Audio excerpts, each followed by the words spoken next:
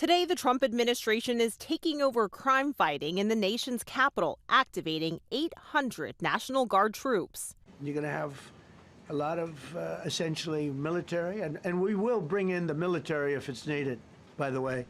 The Army says in a statement between 100 to 200 Guard members will be out supporting law enforcement at any given time, helping with administrative work, logistics, and physical presence on the streets.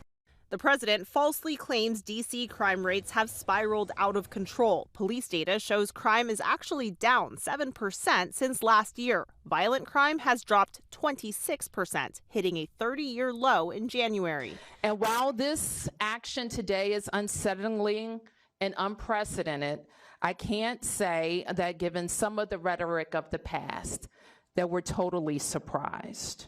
Trump has criticized Washington, D.C. for years, establishing a safety task force in March. The administration dispatched federal officials from various agencies last week after a former government staffer was assaulted during an attempted carjacking. The president says he will also deal with homelessness in D.C.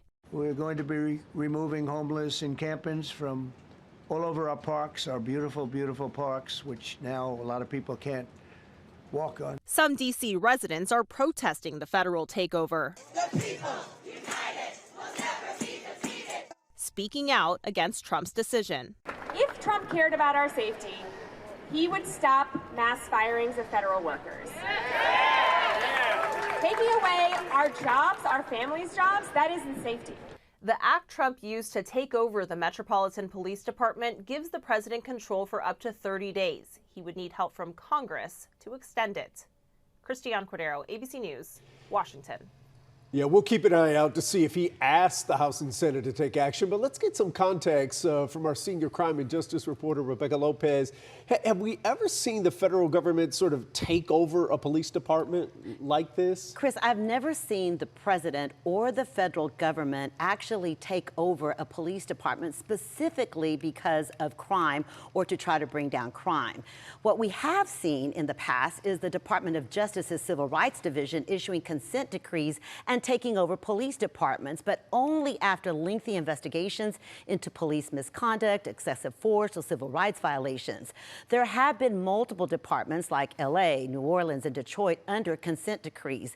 In May, the DOJ under President Trump dropped investigations into Louisville, Kentucky, and Minneapolis, saying the federal government shouldn't be involved in local policing and said the locals should run their own departments. But today he took over a local police department. So on one hand, he's against federal intrusion, but on the other hand, he's embracing it, Chris.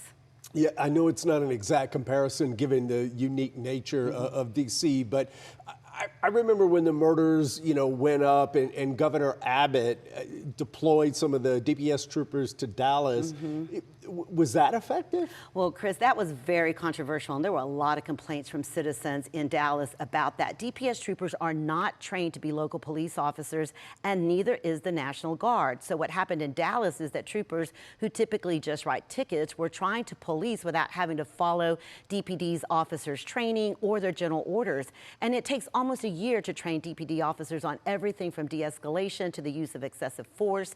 The National Guard, like the DPS troopers, are not specifically trained on all of those critical skills that local police are. But it's important to note that the National Guard did help the LAPD stabilize neighborhoods after widespread violence and arson during the 1992 LA riots and help local police departments during the protest after the murder of George Floyd. But sending troops to help reduce crime in a city where the crime rate is going down is really unprecedented, Chris. Yeah, it's interesting because I just live in D.C., a lot of friends there.